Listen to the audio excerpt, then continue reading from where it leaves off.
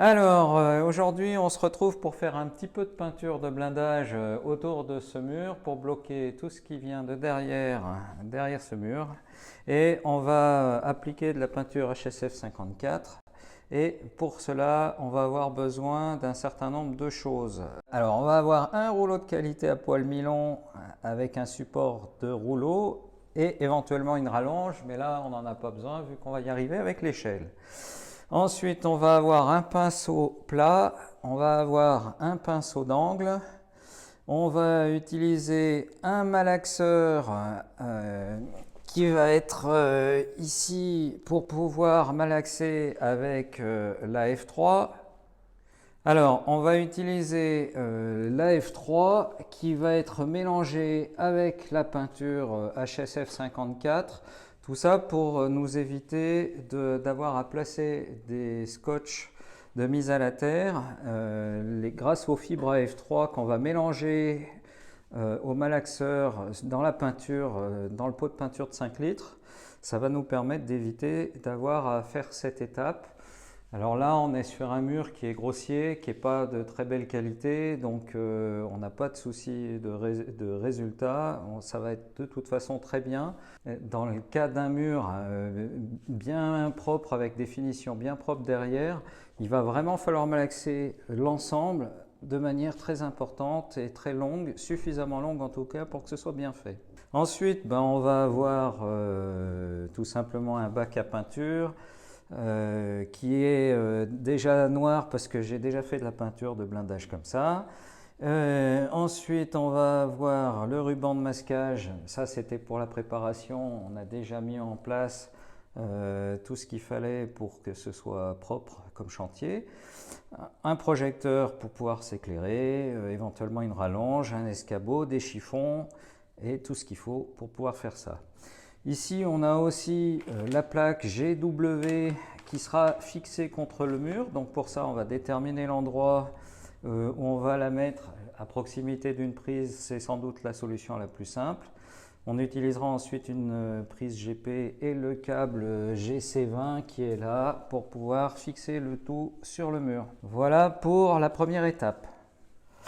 Au dos du mode d'emploi, vous avez les explications complètes avec notamment les différentes étapes. Et on va donc commencer à l'étape numéro 8 qui est celle qui suit la description de tous les éléments nécessaires. Et on va commencer par, sur le mode d'emploi, donc secouer et reverser plusieurs fois le pot de 5 litres. Donc pour ça, on le renverse un certain nombre de fois, histoire de commencer à faire gentiment le mélange. Alors là, il va falloir arriver à défaire ça. Hop.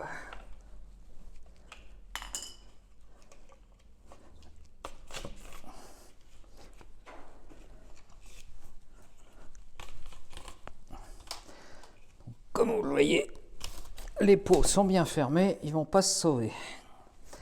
Ensuite, on va ouvrir le pot.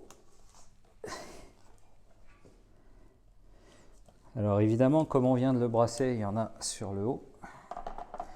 Et on va aller commencer par malaxer pendant 1 ou 2 minutes le système, histoire de commencer à bien brasser avant même d'attaquer avec la F3. C'est quand même préférable, comme ça on aura une peinture la plus fluide possible.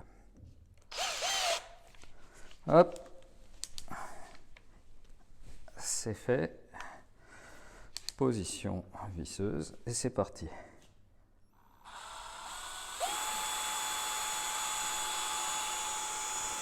Alors on va pas hésiter à aller jusqu'au fond du pot pour aller faire remonter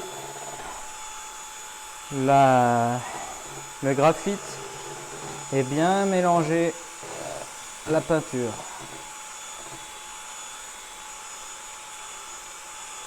Donc là je fais un premier passage sans la F3 déjà pour fluidifier l'ensemble.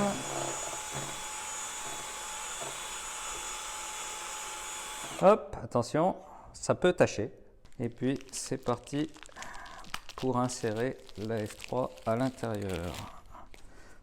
Là aussi, je vais le mélanger un peu. Et je vais mettre les fibres additives à l'intérieur.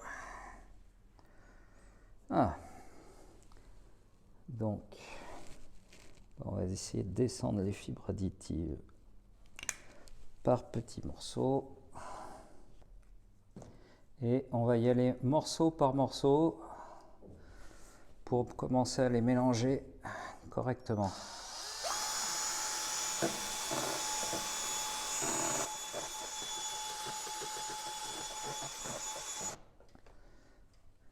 Il faut vraiment faire les choses proprement. Hop. Allez.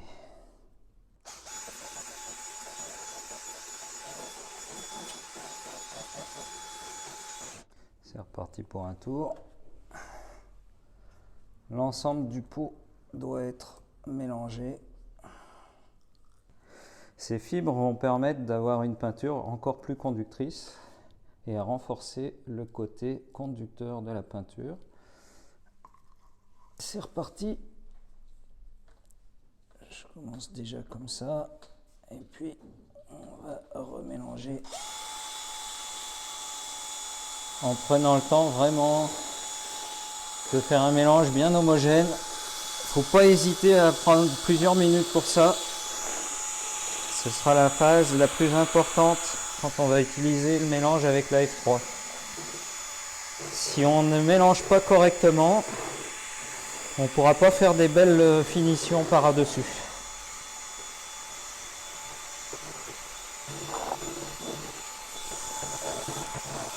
Bon, faire attention quand même, ça gicle un peu partout.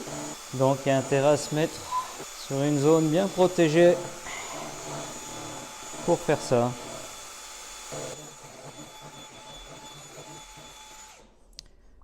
Plouch. Alors, ça tient comme ça. L'étape d'après, donc numéro 10, quand on aura bien malaxé tout ça, on va vérifier que les prises soient bien hors tension.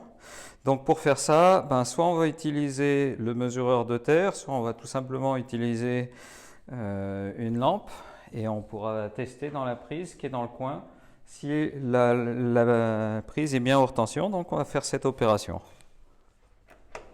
Donc là on a bien vérifié, on a bien coupé le courant, on va pouvoir faire le travail sur ce mur.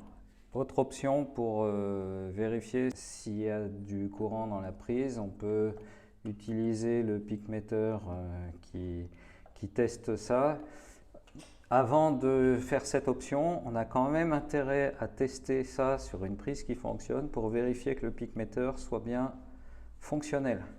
Donc pour l'utiliser, tout simplement, on appuie sur le bouton d'allumage qui est ici.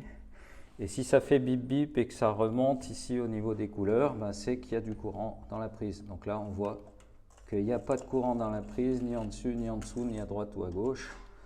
Donc, dans ce coin-là, on va pouvoir travailler sans danger. Reste à savoir si on va placer la plaque de mise à la terre ici. Si on va la placer à un autre endroit, normalement, on aura, avant de couper le courant, si on a décidé de mettre la plaque ici, on aura testé qu'il n'y a pas de courant ici pour pouvoir percer les 4 trous de la plaque. Alors, la plaque, comment elle se présente? Tout simplement comme ceci. Donc, c'est une plaque qui va se visser à proximité de la prise. Généralement, on l'écarte un tout petit peu comme ça. On va faire les 4 pré-trous. On va ensuite, là dans le cas présent, on a un mur qui n'est pas plat. Donc on va gratter le mur pour pouvoir placer les vis sur une zone bien plate. Et étant donné qu'on va fonctionner là avec de la F3, on n'a pas besoin de prévoir le scotch de mise à la terre. Si on était sur la deuxième possibilité de mise à la terre avec du scotch de mise à la terre, on ferait une croix à ce niveau-là pour avoir une bonne adhérence et une bonne mise à la terre de la plaque. Et donc on va fixer la plaque et ensuite à la fin, quand on aura fini de mettre la plaque, on aura un câble GC20 qui viendra là sur une prise GP et on utilisera la terre qui est ici, après avoir bien entendu vérifié que la terre soit présente. Et évidemment, sur la fin, on pourra remettre le cache qui fait que la plaque sur un mur blanc n'est pas disgracieuse et ne posera pas de soucis au niveau visuel. Alors tout de suite, la plaque, je ne vais pas la fixer ici, tout simplement parce que si on regarde, on va peindre le mur jusqu'en haut et on fixera la plaque directement en haut, puisque sur le plafond, on va mettre de la toile anti-ondes sur toute la largeur du plafond et on va utiliser une fixation de plaque, peut-être une deuxième dans un coin, et on va ramener un fil de terre spécifique depuis le tableau électrique qui est derrière ce mur jusqu'à la plaque pour pouvoir faire une mise à la terre parfaite de ce mur. Ensuite, on remettra sans doute une plaque dans ce coin-là et on en mettra le nombre qu'il faut pour la grande surface de plafond qu'on va mettre par la suite. Mais donc tout cela sera caché dans le faux plafond qui va venir être remis en place ensuite.